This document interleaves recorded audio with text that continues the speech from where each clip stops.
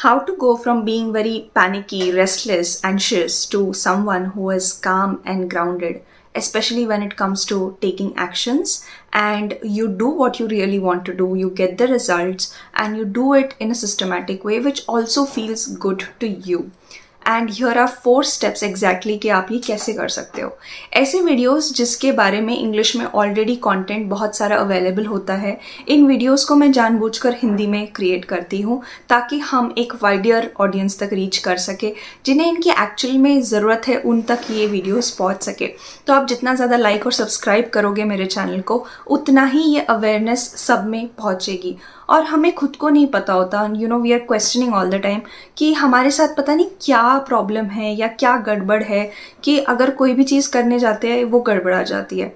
कोई हमें कुछ कहना चाहता है या हम किसी से कुछ कहना चाहते हैं तो हमारे मुंह से कुछ और ही निकल जाता है जो कि हम कभी नहीं कहना चाहते थे. हम बहुत आराम से बात करना चाहते हैं पर हम गुस्से में या फिर हम उस बेचैनी में कुछ भी बड़बड़ा जाते हैं जिसकी वजह से रिश्ते भी खराब होने लगते हैं. इसीलिए हमें इन बेसिक कॉन्सेप्ट्स को समझना बहुत ज़रूरी है. तो ये 4 सिंपल स्टेप्स है और आपको इसी मैनर में अगर आप अपनी लाइफ को चेंज करने की कोशिश कर रहे हो, स्पेशली अगर आप खुद का एक्सपीरियंस चेंज करने की कोशिश कर रहे हो अपनी लाइफ का, तो ये 4 स्टेप्स आपको डेफिनेटली काम आएंगी.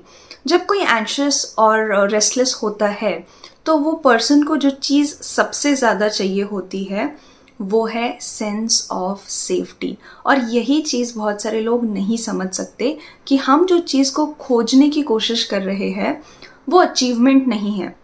वो ये नहीं है कि मुझे सब अच्छा बोले, वो ये नहीं है कि सब लोग मुझसे प्यार करें, वो ये है कि मुझे अपने माइंड और बॉडी में सेफ फील हो. क्योंकि हमें जब हमारे नर्वस सिस्टम में वो सेफ्टी नहीं होती है तभी हम फाइट, फ्रीज या फ्लाइट में होते हैं. इसका मतलब ये है कि छोटी सी कोई बात हो जाती है, वहाँ पर आइदर आप लड़ने लगते हो या आप वहाँ से भाग जाना चाहते हो या आप फ्रीज हो जाते हो. मतलब आपको समझ में नहीं आता अभी क्या बोलना है, क्या करना है. और ये जो तीनों रिस्पॉन्सेस है इन्हें सर्वाइवल रिस्पॉन्सेस कहा जाता है. सर्वाइवल रिस्पॉन्सेस मतलब कि आपके आसपास कोई खतरा है और आप खुद को सर्वाइव करने की कोशिश कर रहे हो. तो जब आपकी माइंड और बॉडी इस स्टेट में बहुत टाइम के लिए रहती है तो आप बहुत एंशियस, बेचैन और रेस्टलेस होने लगते हो. आपको क्राइम पेट्रोल जैसी सीरीज़ या बिग बॉस जैसी सीरियल्स ज़्यादा अच्छी लगती है क्योंकि वहाँ पर भी वो केओस है, वहाँ पर भी वो कंटिन्यूसली ऐसी भगदड़ चल रही है जिसके आपके ब्रेन को आदत हो चुकी है. और हमें बहुत बार इन सब चीज़ों में कोई प्रॉब्लम ही नज़र नहीं आती. हमें लगता है यही नॉर्मल है, यही ठीक है. और आपका ऐसे बिहेव करना जहाँ पे आप कंटिन्यूसली स्कैन कर रहे हो कि क्या गलत हो सकता है, क्या गलत जा सकता है, अगर कोई कर रहा है तो उसको भी डरा देना कि अरे तुम जो कर रहे हो ना उसमें ये वर्स्ट केस है, इसको बिल्कुल नहीं करना. तो आपकी भी साइकोलॉजी फियर वाली हो जाती है और आप दूसरों को भी चाहते हो कि वो भी फियर वाले इसमें ऑपरेट करते रहे ताकि वो अगर कुछ ऐसा करते हैं जो आपके कंट्रोल में नहीं है, कंट्रोल से बाहर है, तो आप फिर उसकी मदद नहीं कर पाओगे. तो ये जो सारे सिस्टम्स है इसकी वजह से ज़िंदगी मोस्टली आइदर ख़राब रहती है या एवरेज रहती है, बट बहुत खुल के आप यूजुअली जी नहीं पाते हो. तो हमें स्टेप्स कौन से करने हैं to actually improve this? We start with regulating your nervous system. मतलब कि आपकी नर्वस सिस्टम जिसको लगता है कि मैं हमेशा खतरे में हूँ या मेरे साथ कुछ भी गलत हो सकता है कभी भी, उसे हम एक काम स्टेट में लाने की कोशिश कर रहे हैं. मतलब जैसे एक छोटा बच्चा होता है, जब वो डर जाता है तो अगर वो किसी अपने के पास चले जाए जो खुद एक काम स्टेट में हो, जो खुद एक अच्छे स्टेट में हो, तो वो बच्चा भी अपने आप को काम फील करने लगता है. ऐसे ही हम अपनी नर्वस सिस्टम को रेगुलेट करेंगे थ्रू दीज स्टेप्स. इसके अंदर हमें और एक बहुत इंपॉर्टेंट कॉन्सेप्ट समझना है जो मैं आगे आपको समझाऊंगी. Let's start with the steps. First step that you are going to do is you are going to remove the scene and the unseen pressures that you are creating on yourself or your environment is creating on you. तो बहुत बार ऐसा होता है ना कि actually में environment का आपके ऊपर प्रेशर होता है. जैसे आपके बॉसेस आपके पीछे पड़े हुए to submit something on time, या घर वालों ने आपको 3-4 काम बता के रखे हैं जो आपको टाइम से करने हैं, और ये सारी चीज़ें जो एक्सटर्नली प्रेशर्स हमारे पास हमेशा रहते हैं. बट एक्सटर्नल प्रेशर्स हमें एक्चुअली में परेशान करने तब लगते हैं जब हमारा इंटरनल प्रेशर बहुत हाई होता है। तो इंटरनल प्रेशर हम कैसे हाई करते हैं? इंटरनल प्रेशर हाई करने के हमारी जो खुद से बात करने का तरीका है कि नहीं ये जल्दी हो जाना चाहिए, मेरे पास इतना ही टाइम है, या फिर टिपिकल एग्जाम्पल इंडियन सोसाइटीज़ में मेरी उम्र निकलती जा रही है, मुझे 30 के पहले तो ये सारी चीज़ें चाहिए थी। क्यों चाहिए थी? उसके पीछे कोई सॉलिड बहुत बड़ा रीज़न नहीं है, और हमारी साइंस और सोसाइटी ने इतनी तरक्की कर ली है कि अभी एज और ये सारी चीज़ें इतनी ज़्यादा मैटर नहीं करती है जैसे पहले करती थी। तो हम वो चीज़ों को नहीं देख रहे हैं, रियलिटी एज इट इज़ जैसी है वैसी नहीं देख रहे हैं, बट अनड्यू प्रेशर्स हम अपने ऊपर क्रिएट करते हैं।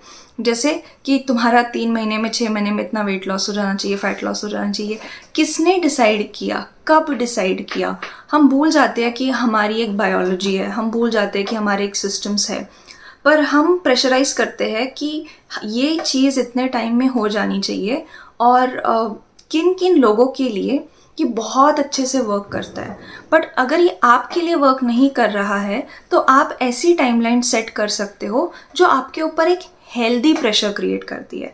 डेडलाइंस या गोल सेट करने का एक हेल्दी तरीका होता है जिसमें आपको एक डेडलाइन का प्रेशर तो फील हो। जैसे कि मैंने अपने वीडियो एडिटर को पूछ लिया पहले, आपको कितना टाइम लगेगा वीडियोस एडिट करने के लिए? उन्होंने बोला मुझे सैटरडे के दिन कि मुझे वेडनेसडे तक का टाइम चाहिए। ठीक है, उनको उतना टाइम चाहिए, दे दिया। आप वो अपने हिसाब से काम करके सबमिट करेंगे। अगर मैं अनड्यू प्रेशर क्रिएट करती हूँ अपने वीडियो एडिटर के ऊपर कि नहीं नहीं आप मुझे ये संडे को ही दे दो, मैंने आपको सैटरडे को एक लॉन्ग वीडियो भेजी है, संडे को ही मुझे एडिट करके चाहिए, आपको लगता है वो इतने अच्छे से मुझे वीडियो एडिट करके देंगे? बिल्कुल नहीं। वो अपना जो सारी क्रिएटिविटी है या जो अपना बेस्ट पोटेंशियल है वो उसमें दे ही नहीं सकते। तो कभी कभी अगर आप अपने ऊपर अनड्यू प्रेशर क्रिएट करते हैं तो वो टाइमलाइंस को एक्सटेंड करना बहुत ज़रूरी है।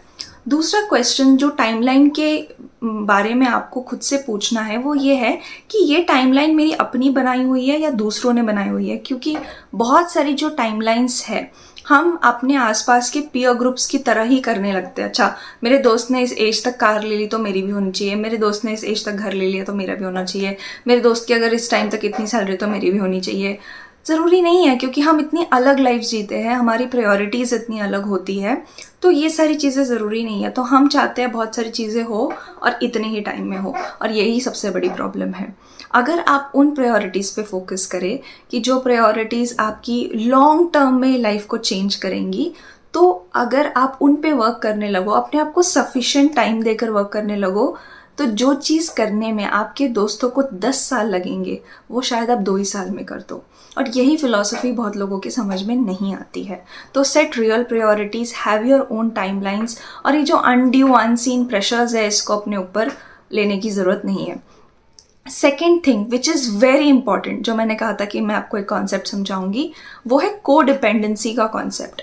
अब हमारे जो न्यूरोलॉजी है उसमें एक बहुत ही खूबसूरत फेनोमेना होता है जिसे कहते हैं मिरर न्यूरॉन्स।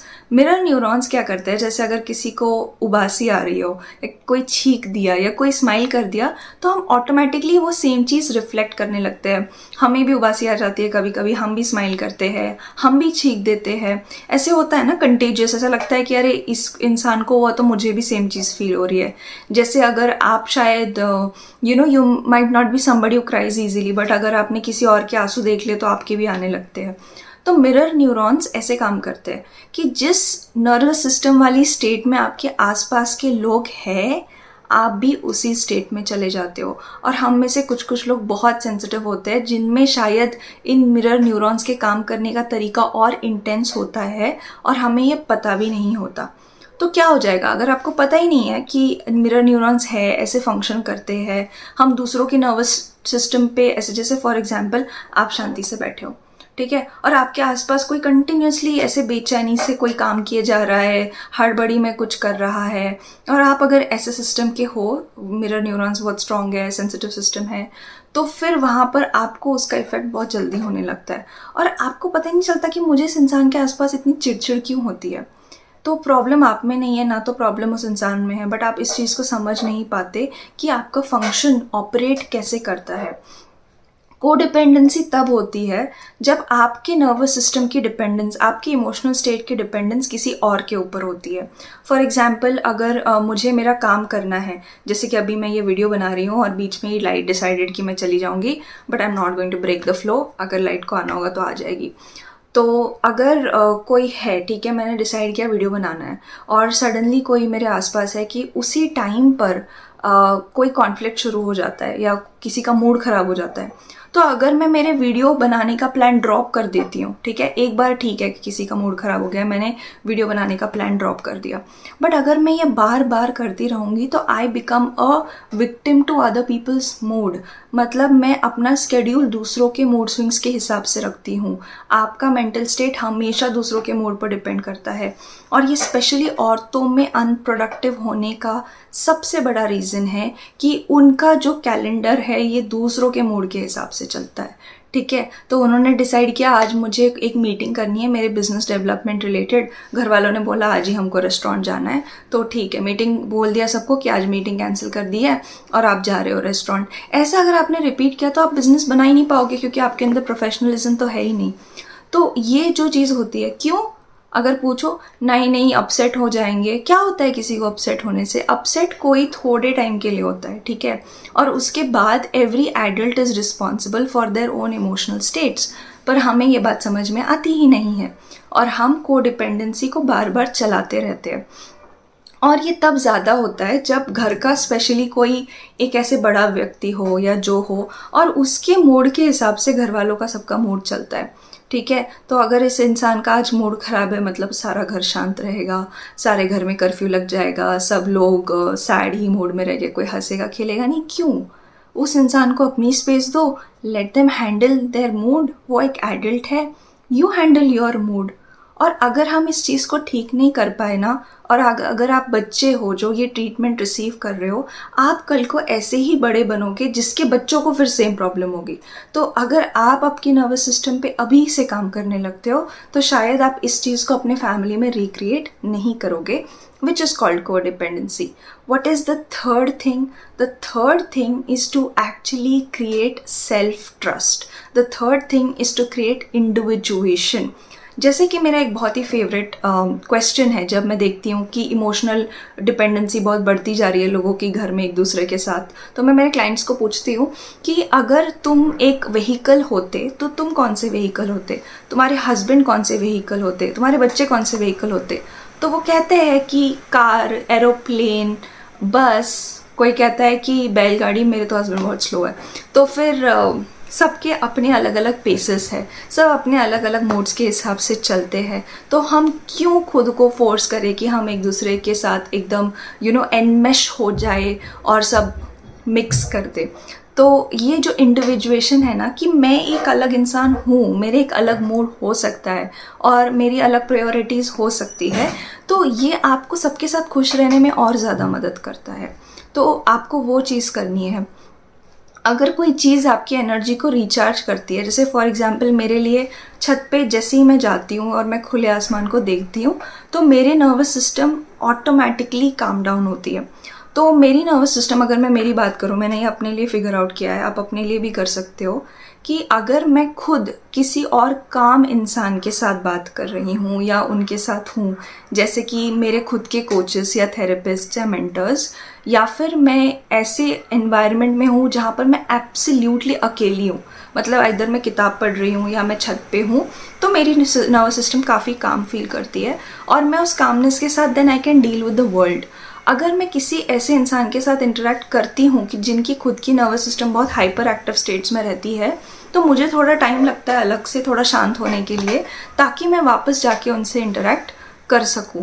और मैं बहुत क्लियरली ये चीज़ बता भी देती हूँ कि I need some time off, I need some time alone and it has to do nothing with you, right. और स्पेशली आप अगर ऐसे प्रोफेशंस में हो जहाँ पे आपको बहुत लोगों से बात करनी पड़ती है, जहाँ पर आपका nervous system is affected by a lot. For example if you are a teacher, हमें तो पता भी नहीं चलता कि टीचर्स को इतनी दिक्कत होती होगी, क्योंकि इतने बच्चे हैं क्लासरूम में, इतना शोर मचाते हैं, सब बच्चे एक साथ बात करते हैं। अगर आप साउंड सेंसिटिव हो तब तो it's very hard for the nervous system to stay calm. तो एक मेरी क्लाइंट थी, वो कहती थी मैं स्कूल से आके ना, मतलब शी वॉज अ टीचर, कि मैं 2 घंटे सोना चाहती हूँ बस। I said what's wrong in it, सो जाओ। अगर तुम 2 घंटे सोना चाहती हो घर आने के बाद, या 1 घंटे सोना चाहती हो, तो sleep. Your nervous system wants to reset and recharge, there is nothing wrong about that. तो ये चीज़ आपको करनी है। पर अगर आपको खुद से ये पैटर्न्स चेंज करते नहीं आ रहे हैं, तो you can book a call with me. I help you do that using NLP, which is called neuro linguistic programming, जहाँ पर आप ये काम states not just experience during the session, but आप उन स्टेट्स को लेकर एक्चुअली में सेशन के बाद भी वैसे रह सकते हो। So that is there. And the fourth thing, अभी हमें हमेशा के लिए ऐसा इंसान तो नहीं रहना है कि जो प्रेशर ले ही नहीं पाए, जो प्रेशर झेल ही नहीं पाए, जो ग्रोथ कर ही नहीं पाए।